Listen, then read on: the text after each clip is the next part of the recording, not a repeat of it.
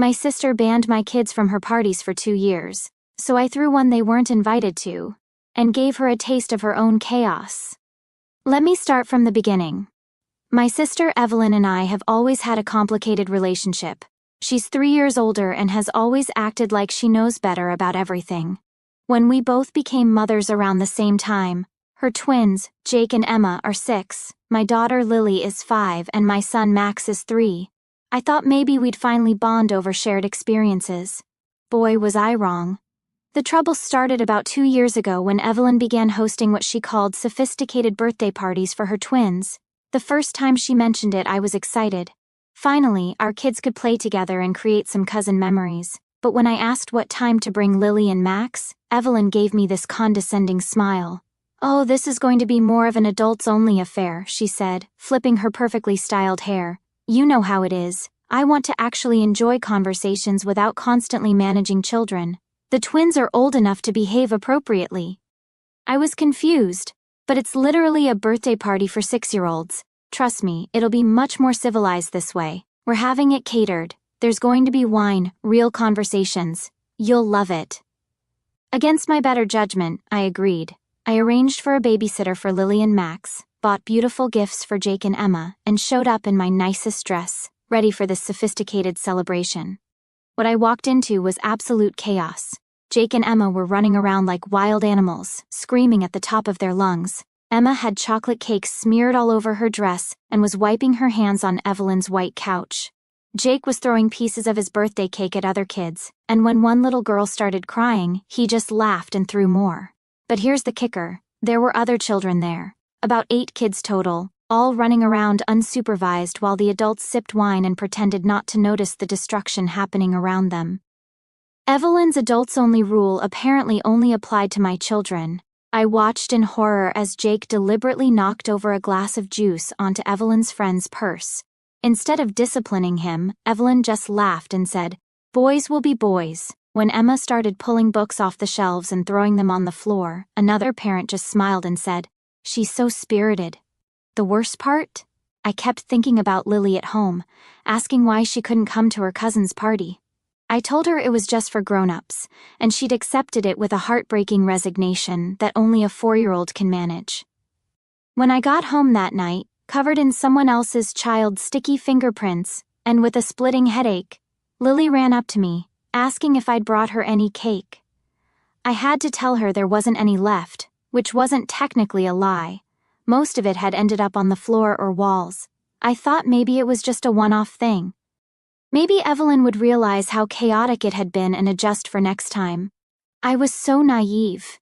The pattern continued for 2 years. Every single birthday party, every holiday gathering, every celebration Evelyn hosted came with the same rule: adults only. But don't worry, it'll be fun. And every single time I'd show up to find the same chaos, with Jake and Emma treating their guests like personal servants, while the adults got progressively more drunk and less attentive. The breaking point came at Emma's birthday party last spring. I'd specifically asked Evelyn if this one could include all the kids, since Lily had been asking why she never got to play with her cousins at parties. Evelyn had been vague on the phone, just saying, "We'll see how it goes." When I arrived, I immediately saw that familiar scene. Kids everywhere, chaos reigning, and my children notably absent from the invitation list. But this time was different. This time, I sat in my car for 20 minutes, watching through the living room window as Jake smashed a piñata with a baseball bat. Not the plastic bat that came with it, but an actual wooden baseball bat, while Emma screamed that it was her turn and started hitting other children to get to the front. What made it worse was watching the other parents just stand there with their wine glasses laughing as if destruction was entertainment. One mother was actually filming Jake demolishing the piñata while candy flew everywhere and smaller children ducked for cover. Another parent commented loudly, "At least they're getting their energy out." As Emma shoved a crying 4-year-old to grab fallen candy, the living room looked like a war zone. Evelyn's expensive white furniture was covered in chocolate handprints and juice stains. Someone had ground cake into her Persian rug, and there were torn wrapping paper and broken toy pieces scattered everywhere. Through the window, I could see Evelyn frantically trying to clean up spills while simultaneously trying to maintain conversations with other adults. looking increasingly frazzled and overwhelmed. But what really got to me was seeing the other children at the party, kids who were clearly overwhelmed and scared by Jake and Emma's aggressive behavior. One little girl was crying in the corner because Emma had snatched her party favor bag and dumped all the contents on the floor. A younger boy was hiding behind his mother's legs after Jake had deliberately stepped on his foot during musical chairs. These weren't bratty kids acting out. These were normal children being terrorized by two kids who had never learned boundaries. I watched a particularly painful scene unfold when they brought out Emma's birthday cake. Instead of the traditional singing and candle blowing, it turned into a food fight. Emma grabbed a handful of cake and threw it at another child because she wanted to blow out the candles again after already doing it once. Jake joined in, and within minutes there was frosting on the walls, the ceiling, and every person in the room. The adults? They were too drunk to care. I could see Evelyn's face through the window, and she looked like she was about to cry. But instead of addressing her children's behavior, she just kept apologizing to other parents and frantically trying to clean up the mess while Jake and Emma continued their rampage. Lily pressed her face against the car window and asked in the smallest voice, "Mommy, why can't we go inside? I want to play too." Max, who was barely 3 at the time, pointed to the house and said, "Cake! Want cake!" I had to explain to my children again why they couldn't participate in their cousin's birthday party. I watched Lily's face fall as she saw other kids through the window getting cake and gifts and attention while she sat buckled into her car seat in a hot parking lot. Max started crying because he could see the colorful decorations and hear the party sounds but couldn't understand why we weren't going inside. "Are we in trouble, Mommy?" Lily asked. And that question broke my heart into a million pieces. "No, sweetheart, you're not in trouble. Sometimes grown-ups make decisions that don't make sense. But why can't we play with Jake and Emma? Don't they want to play with us? How do you explain to a 4-year-old that her aunt has deemed her unworthy of attending family celebrations? How do you tell your toddler that his cousins get cake and presents while he gets to watch from a car window?" I sat there, watching my children's faces as they saw their cousins getting cake and presents and fun while they sat in a hot car, being told they weren't welcome. That's when I decided things were going to change. But first I had to endure the rest of the party aftermath. When Evelyn finally came outside to say goodbye, she looked exhausted and defeated. Her white dress was stained with various colors of frosting, her hair was disheveled, and she had that frantic look of a parent who had completely lost control. "Thanks for coming," she said, though we both knew I hadn't really come to anything. "How was the party?" I asked, genuinely curious to hear her perspective. "Oh, you know how it is with kids," she said with a forced laugh. "They get so excited. The energy was just a lot." I looked through her living room window at what looked like the aftermath of a tornado. Her couch was destroyed, there was food ground into her carpet, and I could see chocolate handprints on her walls from where we were standing outside. "Maybe next time it would be easier if there were more adults to help supervise," I suggested gently. Evelyn's face immediately hardened. The adults were supervising. "It's just that kids will be kids, you know? I don't believe in stifling their natural exuberance." Natural exuberance. That's what she called Jake hitting other children and Emma throwing cake at people. "Right," I said. "Well, I should get these two home for their naps." As I was buckling my kids back into their car seats, Lily asked me again why they couldn't come inside. I gave her some vague answer about it being a small party, but I could see she wasn't buying it. She was getting old enough to understand that she was being excluded, and I could see it was starting to affect her self-esteem. That night, after I put the kids to bed, I called my best friend, Maria, to vent about the situation. "She did it again," I told her. "Same thing. Adults-only party with kids running completely wild, and your kids had to sit in the car again for 20 minutes? Lily asked if she was in trouble. She's starting to think there's something wrong with her, that she's not good enough to play with her cousins. "That's not okay," Maria said firmly. "That's actually damaging to her self-esteem. You need to do something about this." "But what can I do? Evelyn's not going to change. She's convinced her way is right. Then maybe it's time to show her what a real children's party looks like." That conversation planted the seed that would eventually grow into Lily's princess party.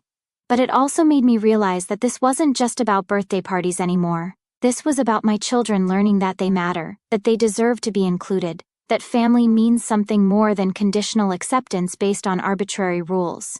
I started planning immediately. The first thing I did was document everything. I started keeping a journal of every interaction with Evelyn, every party, every exclusion.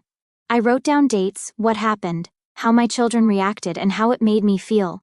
I wasn't planning anything legal, but I wanted to have a clear record of the pattern of behavior in case anyone in the family questioned my eventual response.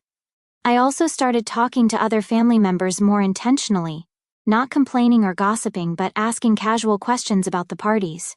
How was Jake's party? Did the kids have fun at Emma's celebration? What I discovered was enlightening. Other family members had noticed the chaos too, but no one wanted to say anything because Evelyn got defensive when criticized. My cousin Rachel, who had attended a few of the parties with her own children, confided in me during a family barbecue. "I have to be honest," she said, looking around to make sure Evelyn wasn't in earshot. "I've stopped bringing the kids to her parties last time Jake bit my daughter when she didn't want to share her juice box. When I tried to address it, Evelyn said I was being too sensitive. He bit her, drew blood, and Emma kicked my son in the shin when he accidentally stepped on her toy. But according to Evelyn, my kids were being aggressive for playing too close to her children. I was horrified. The more I talked to family members, the clearer the picture became. Evelyn's parties weren't just chaotic, they were genuinely problematic. Other parents were starting to avoid them. Siblings were finding excuses not to attend. And the only people who seemed to enjoy them were Evelyn, and whatever wine mom friends she invited who thought destructive behavior was hilarious. My brother Mark, who lived across the country and only attended parties via video calls, told me he'd stopped joining the virtual celebrations because it was just too stressful to watch. Even through a screen, Jake and Emma's behavior was overwhelming, he said. Armed with this information, I began my research into proper party planning. I wasn't just going to throw Lily a better party, I was going to throw her the gold standard of children's parties. I was going to show everyone, including Evelyn, what a kid's celebration could look like when planned by someone who actually cared about the children's experience. I spent hours reading child development articles about age-appropriate activities. I learned about attention spans, 20 to 30 minutes max for structured activities with 5-year-olds. Group dynamics.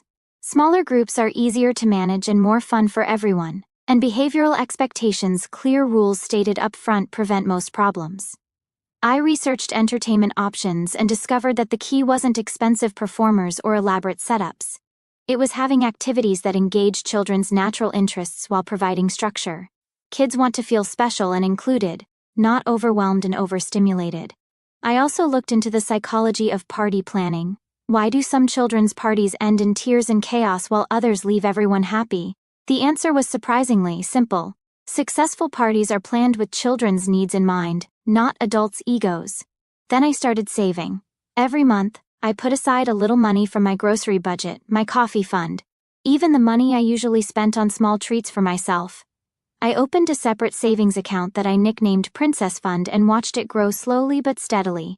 I was going to throw Lily the most amazing princess party any 5-year-old had ever seen, and I was going to do it right. But saving wasn't enough.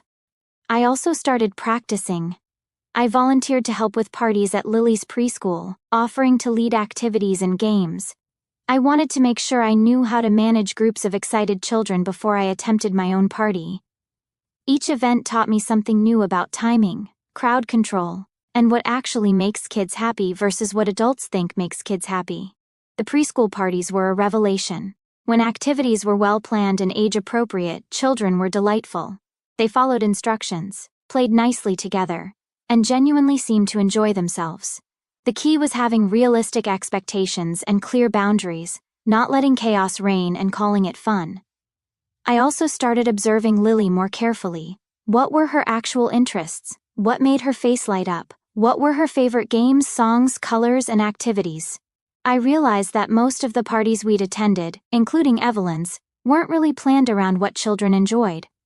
They were planned around what adults thought looked impressive, or what was trendy on social media. Lily loved princesses, but specifically, she loved the idea of being brave and kind, like the princesses in her favorite stories. She loved creating things with her hands. She loved singing, and she loved feeling important and special. She also thrived with structure and clear expectations. She was happiest when she knew what was expected of her and felt confident she could succeed.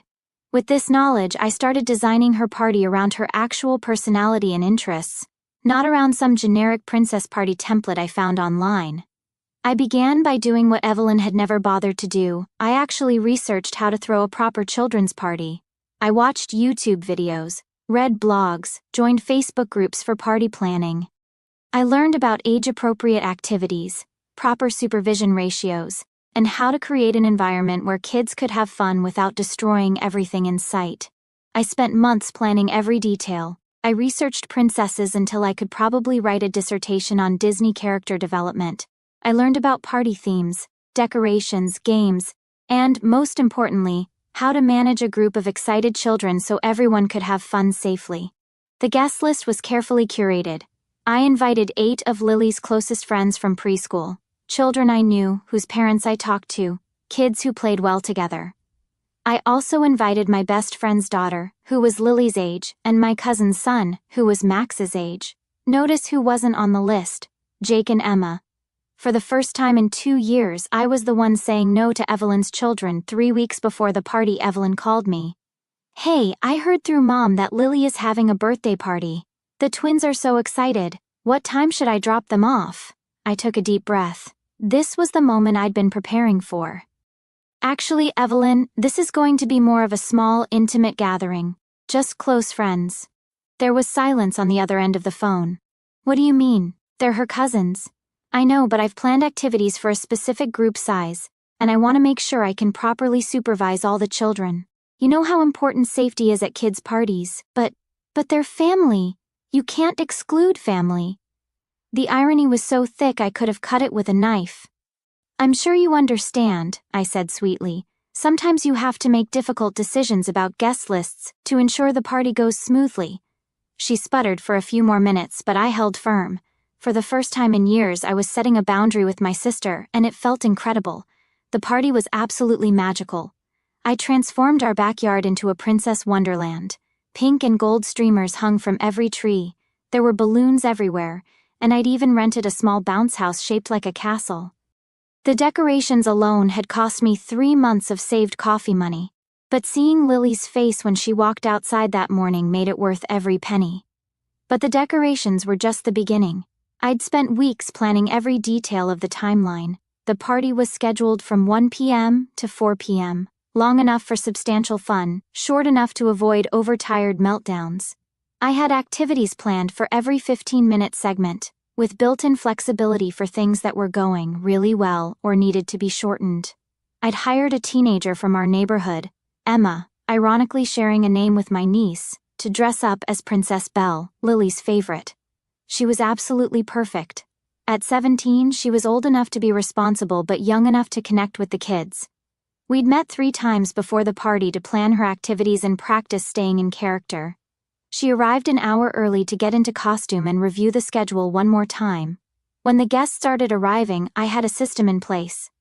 Each child received a welcome bag with their name on it, containing a plastic tiara, a small magic wand, and some princess stickers. This immediately made them feel special and gave them props for the activities we'd planned. More importantly, it helped me learn everyone's names quickly so I could address them individually throughout the party. The first activity was Royal Introductions, where Princess Belle helped each child introduce themselves and share their favorite thing about being at a princess party. It was a gentle way to help shy children feel included, and gave the more outgoing kids a chance to shine without dominating the entire event. Then we moved to the Royal Training Academy, an obstacle course I'd set up using pool noodles, hula hoops, and other safe props. The kids had to complete challenges like sneaking past the dragon crawling under pool noodles, crossing the enchanted river stepping on foam lily pads, and retrieving the magic crystal finding hidden plastic gems. Each child got multiple chances to complete the course, and Princess Belle cheered for everyone, making sure no child felt left out or unsuccessful. The craft station was next, decorating their own magic wands using wooden dowels, foam shapes, ribbons, and plastic gems. I'd pre-cut everything and provided child-safe glue sticks, so there was no mess and no frustration with tools they couldn't handle. Princess Belle helped each child create something they were proud of, and the wands became both a party activity and a take-home favor. During craft time, I'd set up the food stations. Everything was designed to be both special and manageable for small hands. Heart-shaped sandwiches cut with cookie cutters from regular peanut butter and jelly and cream cheese sandwiches. Fruit kebabs that look like magic wands, grapes and berries on pretzel sticks. Royal jewels, colorful jello cubes, and Princess Punch pink lemonade in fancy plastic cups with their names written in gold marker. The treasure hunt was the biggest hit. I'd hidden plastic gems, costume jewelry, and small princess-themed toys around the backyard, with age-appropriate clues that Princess Belle read aloud. The kids worked together to find the treasures, and I'd hidden enough that everyone found multiple items. No tears, no fighting, just pure excitement and cooperation. But the centerpiece was the cake. I'd spent 6 hours the night before creating a 3-tier castle cake with pink and gold frosting, edible glitter, and small plastic princess figures on top. It wasn't just beautiful, it was structurally sound and designed to be cut and served easily. I'd even made cupcakes in addition to the main cake, so everyone could have their own individual treat. The food was simple but special: finger sandwiches cut into heart shapes, fruit kebabs that looked like magic wands, and a 3-tier pink and gold castle cake that I'd spent 6 hours decorating the night before. Everything was child-sized, child-friendly, and designed to minimize mess while maximizing fun. When it came time for cake and singing, I had everything organized. The kids sat in a semicircle on the grass, I'd put down blankets, and Princess Belle led them in a special, princess version of Happy Birthday. Lily got to make her wish and blow out the candles while everyone cheered. Then, instead of the usual chaos of cake cutting and distribution, I had a system. Each child received their slice on a themed paper plate with their name on it, along with a napkin and a plastic fork. No grabbing, no pushing, no mess. But the best part? Every single child was happy, engaged, and well-behaved. Turns out, when you plan age-appropriate activities and provide proper supervision, kids don't need to run wild to have fun. Who would have thought? I watched Lily's face glow with joy as she played with her friends, and I felt this overwhelming sense of satisfaction. This was what a children's party should look like. This was what my daughter deserved. She wasn't just having fun, she was learning that she was worthy of celebration, that her happiness mattered, and that parties could be magical without being chaotic. The other parents were equally impressed. Several commented that it was the most well-organized children's party they'd ever attended. One mom asked if I did party planning professionally. Another said her daughter was already asking when the next princess party would be. But more than the compliments, I could see the relief on the parents' faces. They were actually relaxing, actually enjoying watching their children play, instead of constantly worrying about what might get broken or who might get hurt. They were having real conversations while their kids played safely and happily in the background. The party was supposed to end at 3 p.m., but the kids were having so much fun that most parents were happy to let them stay longer. We'd moved into free playtime in the bounce house, with Princess Belle supervising and making sure everyone got turns and played safely together. I was cleaning up some of the craft supplies and chatting with parents when I heard a car door slam in my driveway. Evelyn came storming around the corner of the house with Jake and Emma in tow, both of them in their car seats, pajamas, and looking like they'd just woken up from naps. Her face was red with anger, and she was walking with that determined stride I remembered from our childhood, the one that meant someone was about to get lectured. "What the hell is this?" she demanded, gesturing wildly at the party decorations. All the parents and children turned to stare. The poor teenager dressed as Belle looked terrified. Lily, who had been about to blow out her candles, started to tear up. "It's Lily's birthday party," I said calmly, stepping between Evelyn and the party guests. "Why, system, you know damn well what I mean. Why weren't my children invited?" Jake and Emma, seeing the bounce house and decorations, immediately started whining and crying. "We want to play, we want cake, why can't we play?" The contrast was stark. Here were 8 children who had been playing happily for 2 hours, and within 30 seconds of Jake and Emma arriving, there was chaos and tears. "Evelyn, please lower your voice. You're scaring the children. Don't you dare tell me to lower my voice. These are my nephew and niece's cousins, family. How could you exclude them?" I looked around at the party guests, parents who had been chatting and relaxing while their children played safely, kids who had been laughing and having fun, and I saw them all staring at this woman having a meltdown at a 5-year-old's birthday party. This was my moment. This was what I'd been preparing for. I smiled at Evelyn, the same condescending smile she'd given me for 2 years, and said in my sweetest voice, "Oh, this is more of a well-behaved children-only affair. You know how it is. I want the kids to actually enjoy the party without constantly managing behavioral issues. These children are old enough to behave appropriately." The silence was deafening. Evelyn's mouth fell open. Several parents were clearly trying not to laugh. Jake and Emma continued to wail about wanting cake and wanting to play. But they're just kids," Evelyn stammered. "Exactly," I said, gesturing to the 8 children who were quietly watching this adult have a tantrum. "They're kids. This is a kids' party for kids who know how to act at kids' parties." Evelyn looked around at the other parents, clearly expecting support, but found only polite smiles and raised eyebrows. One dad was literally biting his lip to keep from laughing. "You can't be serious," she said. "I'm completely serious," I replied. "Just like you were serious every time you told me my children couldn't come to your parties because you wanted a civilized atmosphere. Well, this is my civilized atmosphere." Jake had started pulling on one of the streamers, and Emma was reaching for the cake with sticky fingers. Without thinking, 2 of the other parents gently redirected them, exactly the kind of natural supervision that happens when adults actually pay attention to children. "That's completely different," Evelyn protested. "How is it different?" "Because your parties were adults only, even though they were full of children, and my party is well-behaved, children only. Even though Jake and Emma are children?" The truth hung in the air like a challenge. One of the other moms, Lisa, who I'd become friendly with through preschool, stepped forward. "Evelyn, is it? I think maybe this isn't the best time or place for this conversation. The kids are trying to celebrate." Evelyn looked around again, finally seeming to realize that she was the only adult at this party who was yelling. Every other parent was calm. Every other child was either playing quietly or watching her with wide eyes. "This isn't over," she hissed at me. "You're absolutely right," I said calmly. "It's not over, it's just beginning.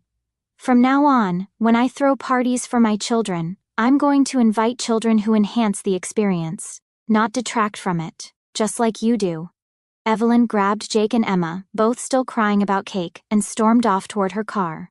As she was buckling them into their car seats, I heard Emma scream, "I want princess cake!" and Jake yelling, "It's not fair!" The irony was not lost on anyone. After Evelyn left, there was a moment of awkward silence before Lisa started clapping slowly. "Well," she said, "that was the most polite revenge I've ever witnessed." The other parents laughed, and gradually the party atmosphere returned. Lily blew out her candles, we cut the cake, and the kids went back to playing. But I could tell that several of the parents wanted the full story, and I found myself explaining the situation to a few of them. "So she's been excluding your kids from family parties for 2 years?" asked Mike, another preschool parent. "Every single one," I confirmed. "And she let her own kids run wild while calling it adults only?" asked Jennifer. "Destroyed her own house every time. And she's mad that you threw your daughter a nice party and didn't invite the kids who always cause problems?" Apparently. The consensus was unanimous. I had handled it perfectly. The rest of the party went off without a hitch. The kids played until almost 5 p.m., and when parents finally started collecting their children, every single one thanked me for throwing such a wonderful, well-organized party. Several mentioned that their kids were already asking when the next party would be, but the real validation came from Lily herself. As I was tucking her into bed that night, still in her princess dress because she refused to take it off, she looked up at me with sleepy, happy eyes. "Mommy, that was the best day ever. I'm so glad, sweetheart. You deserved a perfect princess party. All my friends had fun, and nobody was mean and nobody broke anything, and Belle was so nice and the cake was so pretty." She fell asleep mid-sentence, still smiling.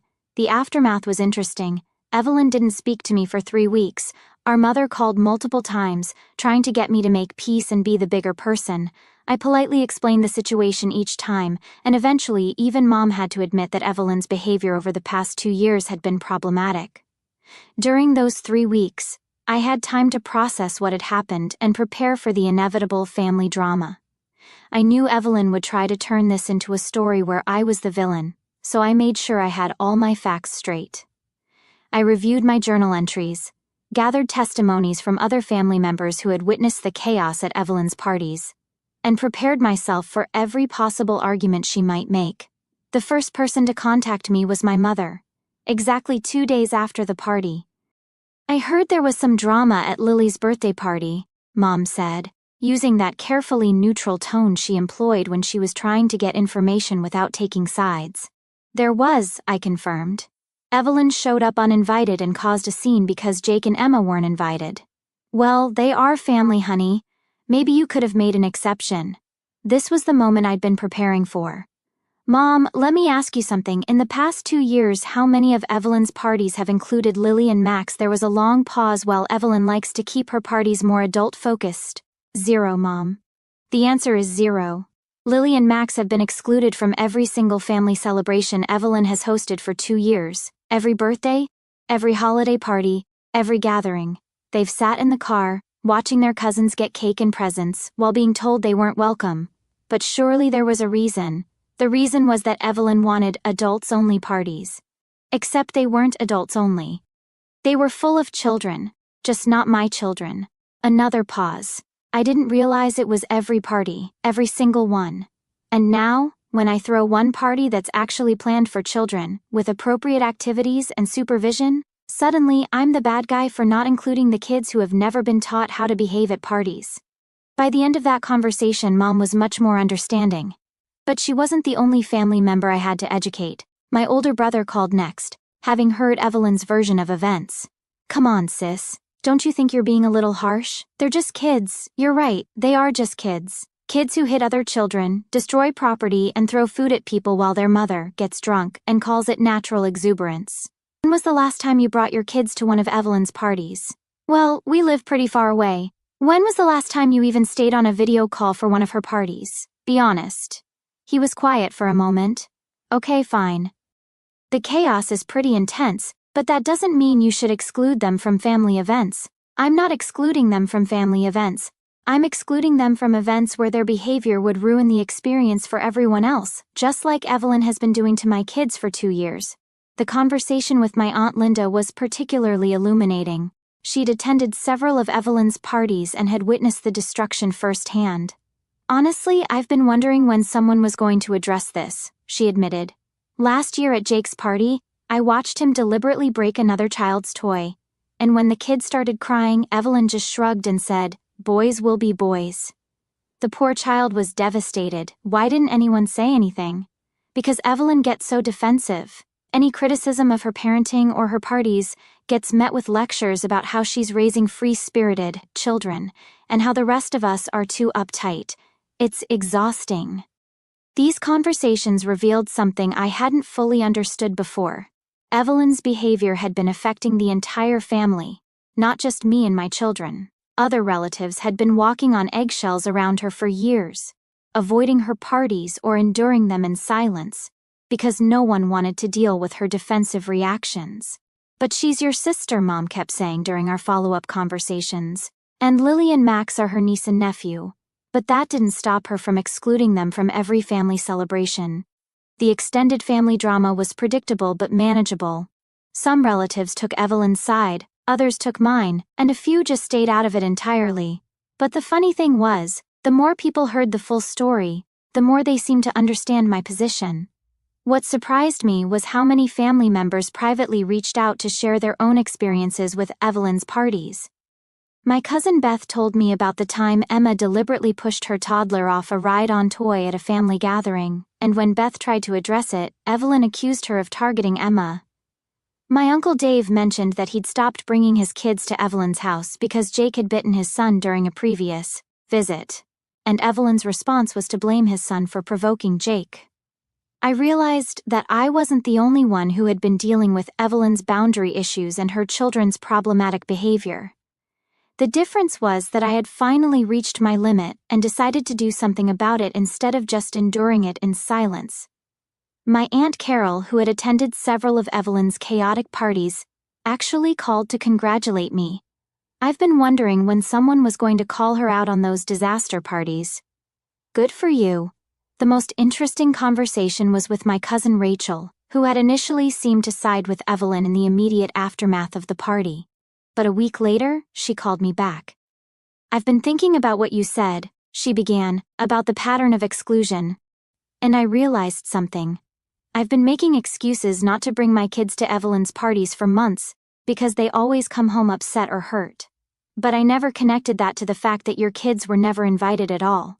It's easy to miss when you're in the middle of it," I said. "No, it's not easy to miss.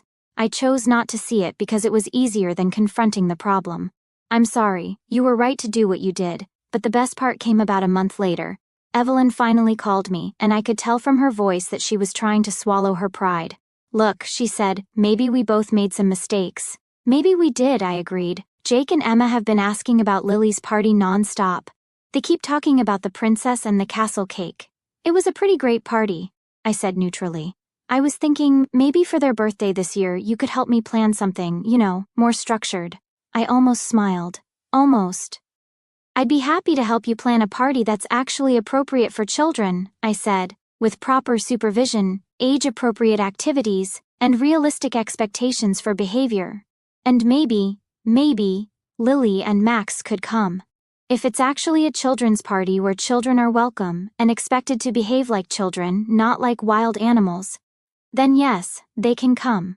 There was a long pause. "Okay," she said quietly. "Okay. I think I understand what you're saying." We planned Jake and Emma's party together, and it was a revelation for Evelyn when she saw how much fun kids could have with proper structure and supervision, when she experienced a party where adults could actually relax because the children were engaged and happy. I think she finally understood what I'd been trying to show her. The party was a success. Jake and Emma had a blast, and for the first time in 2 years, Lily and Max got to celebrate with their cousins. There were still moments of chaos. Jake is still Jake after all. But with proper planning and supervision, they were manageable. Afterward, as we were cleaning up, Evelyn looked at me and said, "I owe you an apology." "For what?" "For the last 2 years. For excluding Lily and Max. For not seeing how my parties were affecting everyone else. It wasn't a perfect apology, and our relationship is still complicated, but it was a start. Looking back, I don't regret anything about Lily's princess party. Some people might say I was petty, and maybe I was. But sometimes being petty is just another word for setting boundaries. Sometimes excluding someone is just another word for having standards. My children deserve to feel included in family celebrations. They deserve to experience parties that are actually fun for kids. And I deserve to throw my daughter a birthday party without having to worry about other children destroying everything while their parents get drunk and ignore the chaos. The best revenge, as they say, is living well, or in this case, partying well. Lily still talks about her princess party 6 months later. She still has the magic wand she made, and she still occasionally wears the crown we gave each guest as a party favor. But more importantly, she now gets to attend birthday parties with her cousins, parties where all the children are welcome, supervised, and expected to behave appropriately. Sometimes you have to exclude people to include everyone else. Sometimes you have to say no to teach someone else what yes really means. And sometimes you have to throw the perfect party to show someone else what they've been doing wrong. I have no regrets.